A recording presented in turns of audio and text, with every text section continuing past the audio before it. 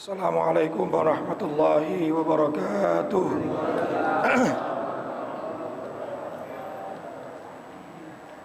Ya Rabbi bil Mustafa balligh maqasidana waghfir lana ma madha ya wasi'al karami. Ya Rabbi bil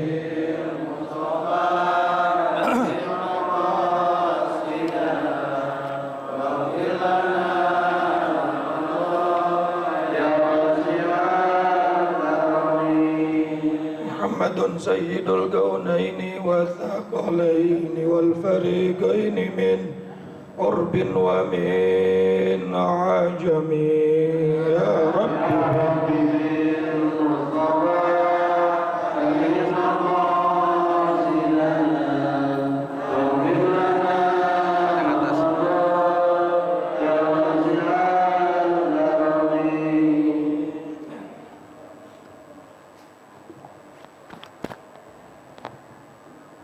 والحبيب الذي ترجى شفاعته لكل هول من الأهوال مقتحم يا ربي بالمصطفى بلغ مقاصدنا واغفر لنا ما مضى يا واسع الكرم اللهم صل وسلم وبارك عليه. Alhamdulillah, salatu wassalamu ala rasulillah Sayyidina wa habibina wa syafi'ina wa maulana Muhammadin iftahi babi rahmatillah adada ma fi ilmillah salatan wa salaman daimaini bidawami mulkillah wa ala alihi wa sahbihi wa mawalah wa la hawla wa la quwata illa billah. Amma ba'du. Yang saya hormati para guru-guru kita, Kiai Haji Dr. Andes Muhammad Ja'far, Kiai Haji Farah Furqan Muqarrabin Yusuf, Kiai Haji Ahmad Habibi Abdul Rashid Ramli, matta'anallahu fi tuli hayatihim.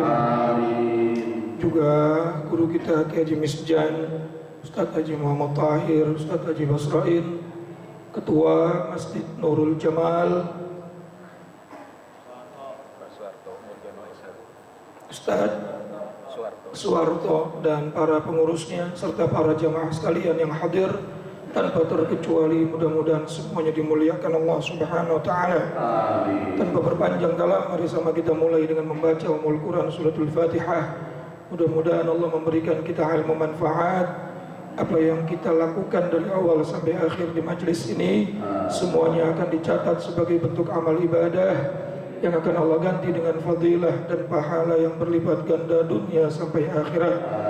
Al-Fatihah bil qabul wa ila hadratir Rasul ala hadhihi niyyah wa ala kulli niyatin salihah wa ala man nawa salafus salih wa ila hadratin nabiyil mustafa sayyidina wa habibina wa syafi'ina wa maulana Muhammadin sallallahu alaihi wasallam wa ala alihi wa azwajihi wa dhurriyyatihi wa ahli baitil kiram, khususan ila ruhi muallifil kitab سيد الإمام الشيخ زين الدين بن علي المليباري الفناني وسيد الشيخ نواوي بن عمر الجاوي البنتني وأصولهما وفروعهما وذو الحقوق عليهما أجمعين أن الله يعلي درجات في الجنة ويعيد علينا من بركاتهم وأسرارهم وأنوارهم وعلومهم ونفحاتهم في الدين والدنيا والآخرة وإلى أرواح والدينا وآبائنا وجميع المسلمين والمسلمات والمؤمنين والمؤمنات الأحياء منهم والأموات وإلى حضرة النبي الفاتحة. أعوذ بالله من الشيطان الرجيم. بسم الله الرحمن الرحيم. الحمد لله رب العالمين الرحمن الرحيم مالك يوم الدين إياك نعبد وإياك نستعين اهدنا الصراط المستقيم صراط الذين أنعمت عليهم غير المغضوب عليهم ولا الضالين. رب اغفر لي ولوالدي بسم الله الرحمن الرحيم. قال المصنف رحمه الله تعالى ونفعنا بعلومه وأمدنا بأسراره في الدارين آمين. Minggu lalu kita bahas tentang sholat. wasiatnya baginda kita Nabi Muhammad SAW yang ketiga, kalau pengen matinya husnul khatimah, dibangkitkan di padang mahsyar bersama salihin, bahkan bersama para anbiya wal ulama. Setelah kita betul-betul menjaga iman kita, syahadat kita, yang ketiga adalah tuqimus salah, mendirikan salat, bi isbaghil wudu, dengan menyempurnakan wudunya. Ada yang bilang sama saya, Ustaz, ulang lagi yang kemarin, begitu katanya. Iya, diulang lagi, Pak. Emang belum hatam-hatam.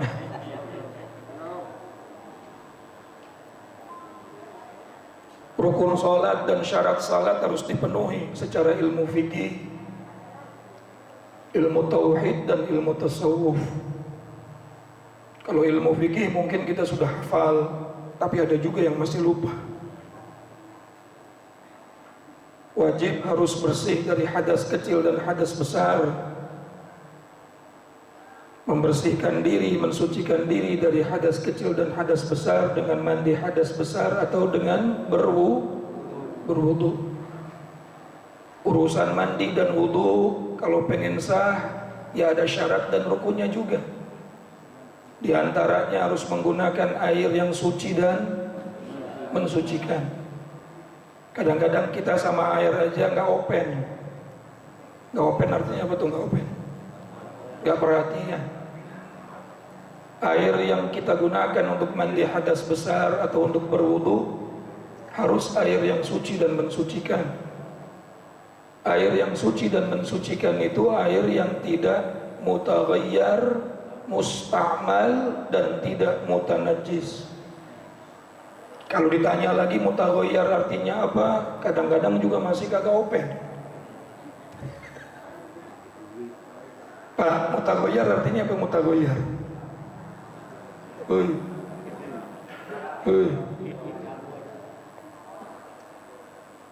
Air yang tadinya mutlak menjadi berubah karena sesuatu yang suci. Contoh, tadinya air suci dan mensucikan, seperti aqua itu ya, dari mata air kan ya. Kemudian kejatuhan teh celup, berubah nggak airnya Pak? Namanya mutaghayyir. Teh celupnya suci apa najis? Suci. Berarti itu air masih suci, tapi sudah tidak mensucikan. Begitu pula air di rumah kita yang nggak ada dua kula, kejatuhan sabun, kejatuhan tetek bengek yang akhirnya merubah daripada zat airnya, maka itu namanya air mutaghayyir. Kalau zat yang merubahnya suci, maka airnya masih suci tapi tidak mensucikan. Tapi kalau zatnya yang merubah air tersebut najis, sudah bukan mutaghayyir, suci dan tidak mensucikan, tapi sudah mutanajjis. Apalagi airnya kurang dari 2 kula. Walaupun tidak berubah rasa, tidak berubah warna, dan tidak berubah baunya, maka air itu penting, harus kita perhatikan pada saat kita mensucikan diri dari hadas kecil dan hadas besar. Jadi hadisnya bukan cuma melaksanakan salat saja, tapi isbaghil wudu, dengan cara menyempurnakan wudu. Lalu bitamami ruku'iha wa sujudiha, syurutiha wa arkaniha. Melaksanakan sholat juga harus sempurna rukuknya, sempurna sujudnya. Syarat dan rukunnya salat betul-betul kita penuhi. Minggu lalu kita bahas, ada yang mengesahkan sholat, ada yang menerima sholat. Ada syarat yang mengesahkan, ada syarat yang dapat membuat sholat kita diterima. Kalau sholat itu ingin sah, kalimat sah itu artinya kita nggak wajib mengqadha, tidak wajib mengulang karena sudah sah. Maka perhatikan ilmu fikih, syarat dan rukun dari ilmu fikih. Tapi setiap yang sah belum tentu diterima. Maka syarat diterima kemarin kita bahas ada 4. Ini yang katanya pengen diulang lagi nih, yang 4 ini katanya. Kemarin cepet-cepet ya. Yang pertama adalah niatnya betul-betul harus karena Allah. Mengutip daripada kitab Sulamun Taufik. Kitab Sulamun Taufik itu yang nyusun adalah Sayyid Abdullah bin Husain bin Tahir Ba'alawi. Lalu disyarahkan oleh Syekh Nawawi, nama kitabnya Mirqatus Su'di Tasdiq. Yang pertama adalah orang kalau sholatnya pengen diterima, sah dan diterima adalah apa yang dikerjakannya lillahi ta'ala. Sebab Allah berfirman dalam surat Al-Ma'un, fawailul lil musallin alladzina hum an salatihim sahun alladzina hum yura'un. Di antara orang yang celaka dalam sholatnya itu adalah orang-orang yang yura'un, melaksanakannya dalam keadaan riya. Riya itu ingin mendapatkan penglihatan, ingin mendapatkan pandangan daripada selain Allah. Rasul sallallahu alaihi wasallam bersabda, innamal a'malu binniyat wa innama likulli imri'in ma nawa. Makanya guru-guru kita keren, Pak. Cakep, udah pegang dah guru-guru kita di masa lampau tuh sampai hari ini. Walaupun nggak ada hadisnya, tapi kita disuruh melafatkan niat yang ujungnya tiap niat ibadah kita apa? Lillahi. Ya kalau ditanya memang nggak ada hadisnya. Nabi cuma nyuruh niat yang benar, niat karena Allah. Tapi sighat niat, kalimat niat, lafaz niat itu sudah luar biasa. Para ulama-ulama kita ngajarin kita untuk supaya hati kita ini betul-betul benar tujuannya. Kalau udah diucapin apalagi tertancap di dalam hati, insya Allah betul-betul kita ingat tujuan kita melakukan ini lillahi. Mau sholat lillahi ta'ala ujungnya, mau puasa lillahi ta'ala, i'tikaf tadi lillahi ta'ala, haji, umroh lillahi ta'ala. Subhanallah. Ya walaupun kalimat-kalimat ini kadang-kadang suka dipermasalahin sama orang-orang yang kagak demen sama sighat niat. Udah niat meniat aja, nggak usah pakai kalimat-kalimat. Itu hanya untuk mengokohkan tujuan, betul nggak? Karena tidak akan pernah diterima apapun kecuali apa yang kita lakukan ini semata-mata karena Allah. Yang kedua, wa ayyakuna ma'kulahu wa malbusahu wa musallahu halalan. Pastikan makanan kita, pakaian kita, dan tempat salat kita semuanya sumbernya halal. Walaupun kata Syekh Nawawi nggak ada halal yang murni 100%. Di zaman beliau saja beliau ngomong nggak ada halal yang murni 100%, kecuali air yang turun dari langit yang langsung kita mangap, langsung kita tadangin pakai tangan kita, nggak pakai wadah lagi. Kalau udah pakai wadah udah syubhat tuh. Ntar ditanya wadahnya belinya di mana, pabriknya dulu modalnya riba apakah udah pusing dah. Yang 100% cuma itu doang, maka kita nggak dituntut 100%. Yang penting apa? Caranya kita mendapatkan harta tersebut halal, zatnya harta tersebut halal. Makanya paling enak itu jadi orang yang gak banyak tanya, Pak.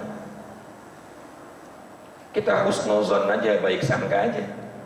Model-model kayak kita udah gitu aja dah. Kalau kebanyakan tanya ribet malahan. Kita beli pecel ayam, yang jualan pakai jilbab, yang jualan kita tahu orang udahlah husnuzon aja. Dia beli ayamnya, dia potong ayamnya, semuanya sesuai syariat, insya Allah halal deh. Yang penting yang kita makan ayam, ya. Kecuali kita memang sudah tahu prosesnya, jangan. Lalu pakaian kita juga usahakan halal. Jangan beli dari hal-hal yang tidak diperkenankan dalam syariat. Pengaruhnya luar biasa tuh. Walaupun sah sholatnya, bacaannya bener, rukunnya bener, syaratnya bener, pakaiannya Spanyol, separuh nyolong. itu bisa menjadi salah satu alasan Allah nggak terima sholat kita.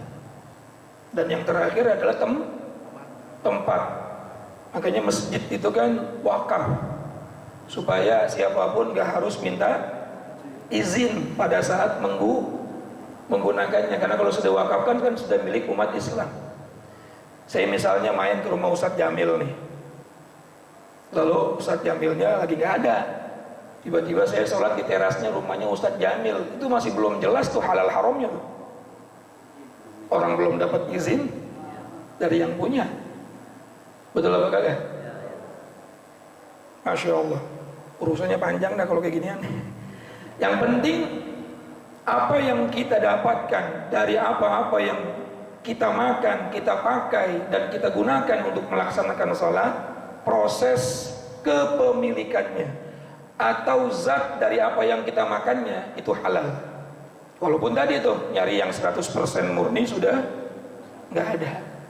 Itu dalam rangka meminimalisir dah daripada sesuatu yang pada saat kita ibadah akhirnya Allah murka sama kita.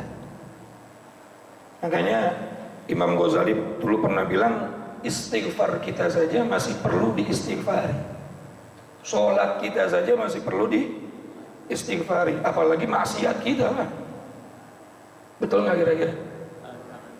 Habis sholat jangan langsung Allahumma lantas jalan, istighfar dulu deh. Bahkan ngaji, kita ngaji itu kelar ngaji ada doa kafaratul majlis. Intisari doa kafaratul majlis apa Pak? Astaghfiruka wa atubu ilaih. Istighfar kayaknya Pak. Bisa jadi dalam ngaji ada kalimat yang salah. Bisa ngaji kita nggak mengatakan oh kama qalan Nabi, ataunya nggak sesuai dengan redaksi hadis. Bisa pada saat ngaji kita baca ayat nggak sesuai dengan muradul ayat, tafsirul ayat, tafsirul kalimah, ayat mutasyabbih dan lain sebagainya, banyak salahnya deh. Makanya kita tutup dengan apa? Doa kafaratul majlis. Ibadah kita saja masih perlu diistighfari, apalagi maksiat. Makanya bingung kalau ada orang nggak pernah ngaku punya dosa sama Allah. Subhanallah. Pengakuan kamu nggak punya dosa saja udah dosa besar banget itu. Betul nggak? Allah karim. Lalu yang berikutnya, yang ketiga, wa ayyahdura qalbahu fiha. Salat biar diterima, supaya salat kita betul-betul diperhatikan sama Allah, bukan cuma sekedar sah menggugurkan kewajiban saja. Ayyahdura qalbahu, hendaknya kita betul-betul menghadirkan hati kita. Apa Pak? Menghadirkan hati. Konsentrasi. Nah, konsentrasinya kita dalam sholat itu, kadar konsentrasi kita pada saat kita melaksanakan sholat itu bisa jadi kadar berapa persentasinya diterima oleh Allah Subhanahu Wa Taala. Tergantung kadar konsentrasi. Ya Allah, dari mulai takbir sampai salam, bacaan dia kagak konsentrasi, gerakan kagak konsentrasi, walaupun dia baca, walaupun dia bergerak sesuai dengan syarat rukun, tapi kayaknya jauh untuk diterima oleh Allah Subhanahu Wa Taala. Konsentrasi itu sadar ketika kita berkata-kata dan ketika kita melakukan sesuatu. Hadirnya hati itu begitu kan. Nah, kalau khusyuk, maknanya khusyuk adalah kemarin apa? Maknanya khusyuk apa? Takut. Orang sholat itu sudah khusyuk Pak. Orang melaksanakan perintah Allah sudah disebutnya apa? Khusyuk. Orang yang sudah meninggalkan apapun yang dilarang oleh Allah Subhanahu Wa Taala, maka orang tersebut dikatakan sudah khusyuk. Wasta'inu bis sabri was salah wa inna lakabiratun illa 'alal khashi'in. Jadi makna khusyuk itu secara gampangnya artinya adalah ketika seseorang takut kepada Allah. Jadi kadang-kadang ada orang maknain khusyuk itu dari mulai takbir sampai salam nggak dengar apa-apa, bukan khusyuk, budek. Jadi bapak udah mau sholat saja secara pandangan syariat bapak sudah khusyuk. Karena Bapak takut sama Allah Subhanahu wa taala. Dalam ayat yang lain, innama yakhsyallaha min ibadihil ulama. Sesungguhnya orang yang paling takut kepada Allah adalah ulama, yaitu para ulama. Semakin banyak ilmu, semakin takut ngerjain yang dilarang. Harusnya kan begitu ya. Jadi kalimat khusyuk itu makna umumnya adalah takut. Law anzalna hadzal Qur'an ala jabalin la ra'aitahu khashi'an mutasaddian min khasyatillah. Seandainya Al-Quran diturunkan kepada gunung, kepada bumi, maka mereka semua akan merasa takut. Jadi khusyuk itu maknanya takut. Nah, yang diinginkan pada saat kita sholat agar diterima itu adalah hadir. Kalau sholat, Bapak melaksanakan perintah Allah karena takut dimurkai oleh Allah, berarti Bapak sudah khusyuk. Tapi Bapak belum hadir kalau belum konsentrasi dari takbir sampai salam. Apalagi baru 2 rakaat udah bingung, ini 2 apa 3 nih. Berarti waktu melakukannya nggak konsentrasi sama sekali. 3 apa 4 ini. Jangankan di akhir rakaat, kadang-kadang lagi baca Fatihah aja, tadi gua baca sirotol, apakah gak sirotol dibaca, apakah gak tadi ya? Berarti waktu mengucapkan itu nggak sama sekali konsentrasi. Lianna hudurul qalbi hiya ruhus salah. Karena sesungguhnya konsentrasinya hati itu merupakan ruhnya salat. Apa Pak? Salat itu punya ruh. Ruhnya apa? Konsentrasi. Hudurul qalb. Dalam kitab yang lebih tipis lagi ada kitab namanya Sulamul Munajat, Syekh Nawawi bilang salat itu kan banyakan zikir, betul nggak? Betul nggak? Banyak juga yang kita ucapkan, bahkan makna hakikat salat itu adalah doa. Sementara kata Syekh Nawawi, syaratnya doa, syaratnya zikir itu 3. Yang pertama ikhlas, yang kedua ma'rifatul makna, dan yang ketiga hudurul qalbi. Gak usah diterjemahin ya. Ikhlas, kemudian tahu artinya, lalu hadir hatinya. Tahu artinya lalu hadir. Bagaimana kita mau bisa mendapatkan gobul dari sebuah doa dan zikir sementara apa yang kita ucapkan kita nggak tahu tujuannya apa? Paham nggak Pak kira-kira? Yang tidak harus mengetahui artinya dan Bapak pasti dapat pahala Al-Quran Pak. Bapak nggak tahu artinya, setiap hurufnya sudah dapat 10. Alif lam mim, alif 10, lam 10, mim. Walaupun Bapak nggak tahu artinya, apalagi itu ayat memang nggak ada yang tahu artinya, wallahu a'lamu bimuradih. Tapi kalau zikir, kalau doa Bapak nggak tahu artinya, ya gimana kita mau tahu tuh tujuan kita baca itu buat apa? Panjang kali lebar tuh doa. Mending aja kalau yang baca kiai kita lalu kita husnuzon, ya Allah kabulkan sebagaimana apa yang difahami oleh yang berdoa. Masih mending aja kita tinggal amin, amin, husnuzon. Tapi kita berdoa sendiri lalu kita nggak tahu apa yang kita ucapin tujuannya apa. Kayak Bapak ngobrol sama temennya tapi Bapak sendiri aja nggak tahu apa yang diucapin. Mau kemana? Iya. Paham nggak kira-kira Pak? Nah begitu pula di dalam sholat. Sholat itu kan ada zikir, ada juga doa. Waktu baca Fatihah Bapak nggak tahu artinya, insya Allah tetap dapat pahala. Tapi pada saat baca Subhana Rabbiyal Azim wa bihamdih, bagaimana Bapak mensucikan Allah, mengagungkan Allah dalam ruku dan dalam sujud, sementara teks dari kalimat itu saja kita nggak tahu artinya apa. Tak ribet amat, ya Allah kalimat itu cuma sebaris Pak, masa kita nggak tahu artinya? Kita bisa belajar urusan dunia berbab-bab, berjilid-jilid, betul nggak? Tapi kalimat sholat cuma sebaris aja kita nggak tahu artinya. Sehingga ketika ruku dia nggak tahu ruku itu maknanya apa yang diucapkan juga nggak tahu. Pada saat sujud maknanya apa yang diucapkan saat sujud juga maknanya nggak tahu. Lalu bagaimana dia mau hadir hatinya pada saat ruku dan sujud? Subhana rabbiyal a'la wa bihamdihi, cuma beberapa kalimat. Bahasa Inggris kadang-kadang kita bisa, bahasa Korea apa? Korea bisa, bahasa ini bisa, timbang zikir kepada Allah saat hal yang penting saja dalam sholat. Kadang-kadang kita nggak mau tahu artinya apa. Lalu bagaimana kita mau hudurul qalbi? Ini kalau memang kepengen derajat sholatnya naik dari cuma sekedar sah sehingga mendapatkan diterima oleh Allah Subhanahu wa ta'ala. Kalau sudah diterima, fadilahnya pasti kita dapetin, Pak. Kalau sudah diterima, bukan cuma fadilah, pahala kita bakal dapetin. Rasa nikmat dalam sholat bisa kita dapetin. Pak, sedekah pahalanya gede nggak? Haji, umroh, puasa, zikir, i'tikaf, semua pahalanya gede. Tapi saya mau tanya, Pak, ibadah itu semua yang paling afdol apa? Sholatnya, betul nggak? Berarti sepakat nih, semua pahala-pahala ibadah yang lain itu di bawah pahala, fadilahnya juga di bawah fadilah. Harusnya kalau sedekah bisa bikin kita kaya, maka sholat juga harusnya tidak mungkin kita mendapatkan belangsak dunia dan akhirat kalau kita betul-betul sholatnya di itu.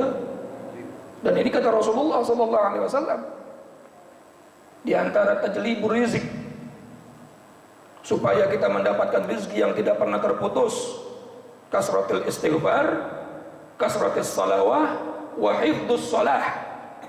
Memperbanyak istighfar, memperbanyak sholawat, dan menjaga sholat. Tak udah dijaga sholatnya, tapi masih pusing aja. Oh, berarti belum disempurnakan dengan syarat diterima. Ayo coba kita belajar nih biar hadir. Dari takbir, baca doa iftitah, baca fatihah, baca surat, kemudian baca doa ruku, kemudian baca doa i'tidal pada saat sujud. Hadirkan hati kita. Ya, kita nggak bisa 100% seperti Nabi, yang nggak bakal bisa, Pak. Karena kalau 100% berarti kita Nabi. 50%, nggak bisa 40%, 30%, tapi usahakan kita belajar untuk menghadirkan. Bapak kalau lagi ngobrol sama seseorang, tiba-tiba Bapak melengos ke sana, melengos ke sini, nggak konsentrasi, tidak terlihat konsentrasi, tidak terlihat hadir pada saat berbicara tersebut. Kira-kira yang diajakin ngobrol bete apa kagak? Kesel apa kagak, Pak? Ini lagi sholat, Allahu Akbar, pecel ayam yang enak di mana nih? Apalagi sampai mikirin maksiat. Lagi sholat masih mikirin maksiat. Tuh janda denok amat ya. Allah karim. Nah, hudurul qalbi penting supaya nggak kemana-mana. Hadirnya hati kita cuma mikirin bacaan dan gerakan sholat saja. Dan yang terakhir, wa alla ya'juba fiha. Saat sholat kita jangan sampai punya sifat ujub, merasa bangga dari apa yang sudah kita kerjain. Kalau orang sudah ngerasa saya sudah bisa sholat yang baik, saya sudah saleh, saya sudah ajib, saya sudah hadir, saya sudah khusyuk, saya sudah alim, ya Allah, ngeri. Awalnya ujub, lama-lama takabur. Kalau ujub merasa bangga terhadap diri sendiri atas ibadah dan apapun yang kita lakukan tanpa meremehkan orang lain, tanpa meremehkan orang lain. Namanya apa, Pak? Ujub. Ujub saja sudah haram, apalagi sampai ngeremehin orang lain. Sebagaimana iblis itu menjadi terkutuk karena meremehkan Nabi Adam. Ana khairum minhu. Ketika ditanya sama Allah, kenapa kamu nggak mau tunduk sama Adam? Jadi usjudu li Adam itu bukan maknanya sujud kasujudis salat, seperti sujudnya salat. Enggak, Pak. Jangan dimaknakan iblis, jin, malaikat yang ada di surga saat itu disuruh sujud seperti sujudnya salat. Enggak. Kalau kita baca tafsir yang tipis saja, di tafsir Jalalain tuh, makna usjudu itu adalah tahiyah. Ya, sekedar untuk menghormati Nabi Adam, bahkan menundukkan badan tidak sampai kepada posisi ruku, sekedar menghormati makhluk atau satu khalifah yang akan Allah ciptakan di muka bumi, tidak sampai sujud seperti sujud salat, karena nggak ada yang berhak disujudi seperti itu kecuali siapa? Allah. Usjudu ay tahiyah, yakni cuma hormati itu Adam. Semuanya mau tuh. karena perintah Allah, sami'na wa ata'na, illa iblis, kecuali iblis kagak mau.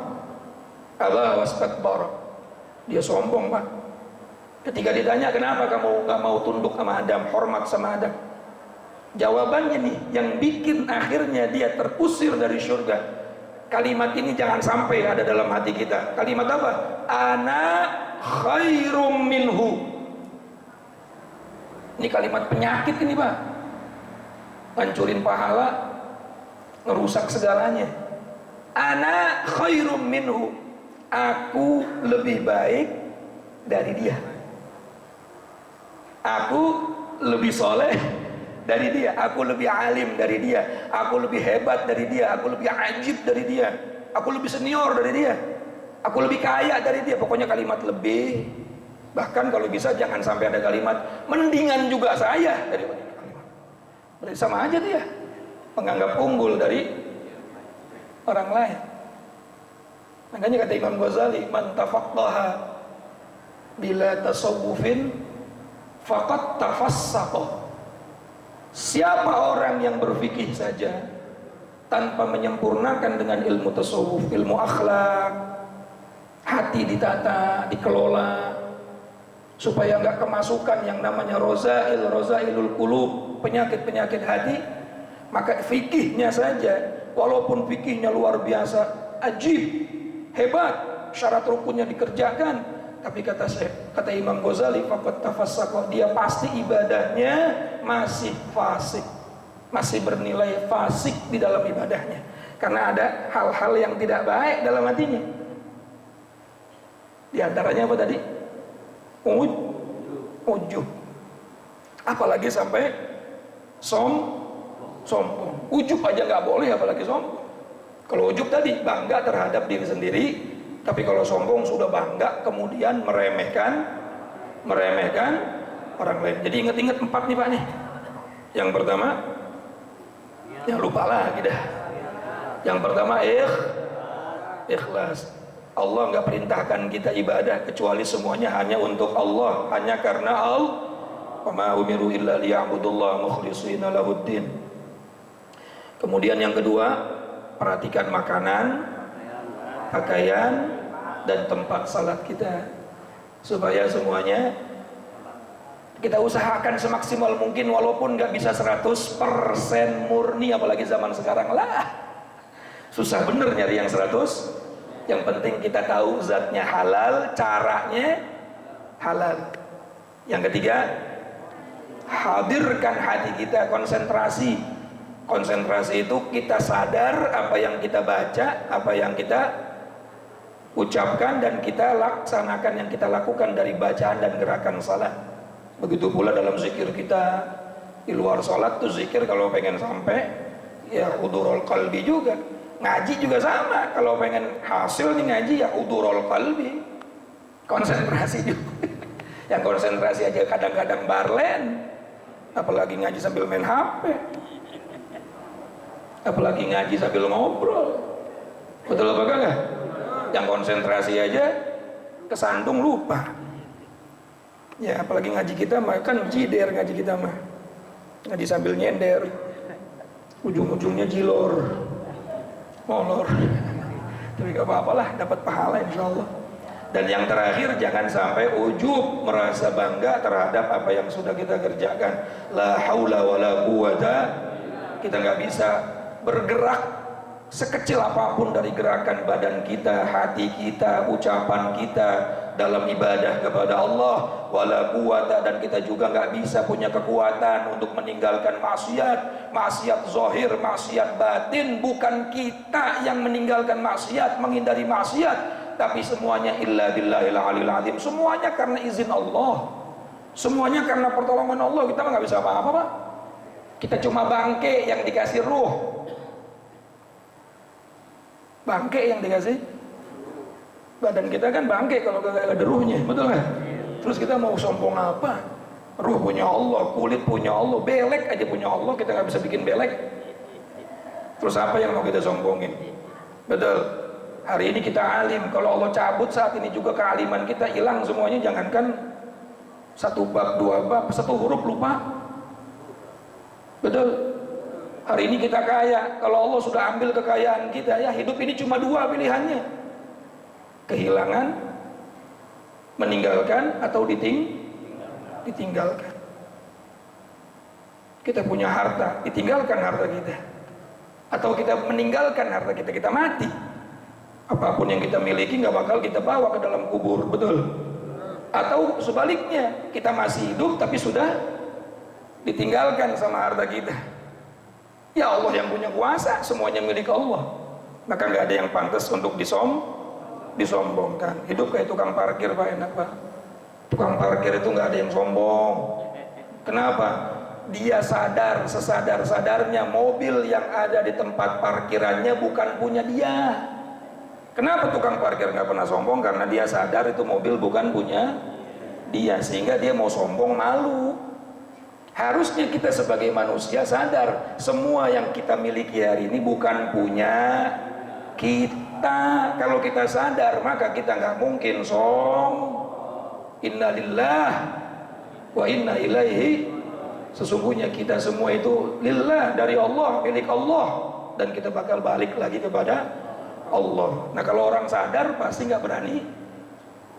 Orang sadar nggak berani sama kayak tukang parkir karena dia sadar. Nah kita nih yang masih sombong kadang-kadang masih belum sadar. Belum sadar bahwa semuanya bukan punya kita tapi milik Allah. Dah insya Allah dah. Mudah-mudahan apa yang sudah kita kerjakan, ya Allah, berarti kemarin-kemarin sholat saya belum diterima dong. Ya husnuzon aja insya Allah diterima ya. Ya dengan kita masih mau ngaji, masih mau belajar, insya Allah apapun yang salah masih Allah maafkan. Dan sekarang sudah tahu, tinggal disempurnakan. Lebih hati-hati lagi dalam bertujuan supaya apa yang kita kerjakan itu diridhoi oleh Allah. Ilahi anta maksudi wa ridhaka matlubi. Maksud tujuan kita hanya Allah, ridhonya Allah yang kita cari. Yang kedua apa tadi? Makanan kalau nggak halal jangan diambil, jangan dimakan, betul. Pakaian kalau kagak halal jangan dipakai.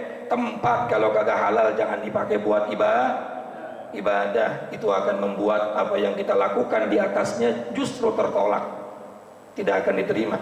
Kemudian yang ketiga, usahakan konsentrasi. Dan yang terakhir, jangan sombong setelah kita melakukan ibadah apapun. Berusaha menjadi orang saleh wajib, tapi merasa soleh haram. Saya ulang lagi nih, berusaha untuk terus menjadi orang soleh wajib.